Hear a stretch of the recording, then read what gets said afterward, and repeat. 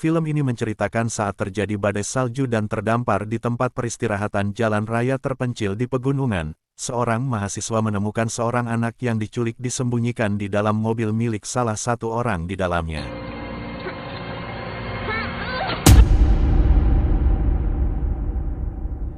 Film dimulai di saat seorang pria Darby, Havana Rose Liu, adalah mantan pecandu narkoba yang saat ini sedang menjalani rehabilitasi.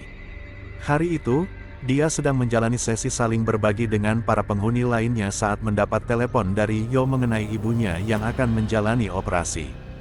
Yo menyuruhnya untuk menghubungi kakaknya, Devon. Namun saat Darby akan menggunakan telepon, dia dilarang karena peraturan rehab yang tidak memperbolehkan pasien untuk telepon keluar. Malamnya, Darby mendatangi kamar Jade untuk meminjam ponsel. Darby mengancam akan melaporkan jika Jade tidak meminjamkannya. Darby menelepon Devon, yang menyuruhnya tidak usah datang karena sudah capek dengan semua ulahnya. Devon kemudian menutup teleponnya. Darby kemudian memutuskan untuk menjenguk ibunya bagaimanapun caranya. Dia berhasil kabur dan mencuri mobil Mike, salah seorang perawat. Dia juga menemukan satu paket narkoba di dalam mobilnya saat berusaha mencari kunci. Dalam perjalanan, GPS di ponsel Jade yang dia bawa mengabarkan bahwa cuaca buruk dan ada kecelakaan di jalur yang akan dia lalui. Dia pun mengambil jalur lain. Dia berhenti untuk membaca pesan dari kakaknya yang sekali lagi melarangnya datang. Perasaannya semakin hancur. Dia kembali teringat saat dia sedang overdosis di dalam mobil dan ibunya menggedor-gedor kaca mobilnya. Tiba-tiba seorang polisi mengetuk kacanya. Polisi itu menyuruhnya kembali atau berhenti di rest area beberapa kilometer di depan karena badai salju semakin memburuk. Darby memilih melanjutkan perjalanan dan singgah di rest area. Sesampainya di sana, dia langsung menuju kamar mandi. Dia sempat berniat untuk memakai narkoba yang dia temukan tapi dia mengurungkannya. Dia kemudian menyeduh kopi dan mengecek kembali ponselnya. Seorang pengunjung rest area mengatakan bahwa tidak ada wifi di tempat itu. Darby keluar dan mencoba mencari jaringan. Dia mendengar suara jeritan dari dalam mobil van. Dia menghampiri mobil itu dan melihat seorang anak perempuan terikat serta mulut dilakban di dalam. Darby panik dan mencoba membuka mobilnya tapi terkunci. Dia kemudian mengambil foto plat nomor mobil tersebut. Darby kembali masuk ke ruangan dengan perasaan was-was. Dia mulai mengamati siapa saja pengunjung rest area tersebut. Satu pasangan yang sudah agak berumur, seorang pria yang sedang tidur, dan seorang pria lagi sedang memainkan korek apinya. Mereka mulai memperkenalkan diri. Pasangan itu bernama Ed dan Sandy, sementara dua pria yang lain bernama Ash, yang baru bangun dari tidurnya dan Lars. Ed lalu mengajak mereka semua main kartu sambil menunggu badai reda. Sambil main kartu, mereka menceritakan sedikit latar belakang mereka masing-masing. Lars menunjukkan emosinya yang kurang stabil saat kalah bermain kartu. Darby kembali ke kamar mandi. Dia mencoba menghubungi 911 tapi tidak ada jaringan di tempat itu. Dia kemudian melihat bekas lubang di dinding kamar mandi yang ditutup sementara menggunakan papan kayu. Dia kemudian membuka tutup papan kayunya dan keluar menuju van. Dia berhasil memasuki van dan berusaha membebaskan anak itu. Dia menemukan anak itu sedang memakai gelang yang menandakan bahwa dia dalam masa pengobatan. Namun belum sempat dia membuka talinya, Lars tiba-tiba masuk. Dia mengomel mengenai kekalahannya bermain kartu. Dia kemudian kembali untuk mengambil makanan. Kesempatan itu digunakan Darby untuk keluar van dan kembali ke ruangan lewat lubang dinding di kamar mandi. Lars kemudian balik ke mobil dan menemukan jejak sepatu di permukaan salju. Dia curiga dan kembali lagi ke bangunan rest area. Sementara itu, Ash pergi ke kamar mandi. Darby yang baru saja masuk bermaksud menceritakan hal itu pada Ash, saat tiba-tiba Lars juga muncul di kamar mandi. Darby refleks mencium Ash untuk menghilangkan kecurigaan Lars. Setelah Lars keluar, Darby menceritakannya pada Ash. Ash mengusulkan menghubungi polisi namun tidak ada sinyal. Dia kemudian menemukan peralatan tukang penembak paku. Darby kemudian kembali ke ruang depan. Dia langsung keluar menuju van. Lars mengikutinya. Di dalam van, dia berhasil membuka lakban yang menutup mulut anak itu. Anak itu kemudian mengatakan bahwa orang yang membawanya ada dua. Darby pun kaget, rupanya Ash adalah rekan Lars. Dan saat itu, Ash dan Lars sedang bersiap untuk menuju van. Sebelum mereka sampai, Darby keluar dan masuk bangunan rest area melalui lubang kamar mandi. Ash menyusulnya melalui pintu depan. Dia menemukan Darby dan menodongnya dengan pistol. Dia mengancam Darby lalu mengajaknya ke depan agar bertindak seolah tidak terjadi apa-apa. Mereka berlima mulai mengobrol kembali satu meja. Sementara itu, Jay berhasil membuka tali ikatannya menggunakan cutter yang ditinggalkan Darby. Dia kemudian keluar van. Lars yang melihatnya lalu keluar ruangan. Ed mulai curiga. Darby lalu ke belakang, Ash menyusulnya. Darby menyerang Ash dengan palu namun tidak berhasil. Ash berhasil melumpuhkannya. Namun Darby berhasil mengambil kunci van yang terjatuh dari saku Ash. Lars masuk melalui lubang dinding dan mengatakan Jay telah kabur. Mereka berdua lalu mencari Jay sambil mengajak Darby. Darby berhasil melompat melepaskan diri.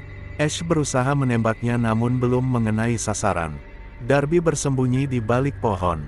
Sementara itu, Ed yang mendengar suara tembakan segera keluar. Dia menemukan Jay tergeletak pingsan di halaman dan segera mengangkatnya masuk.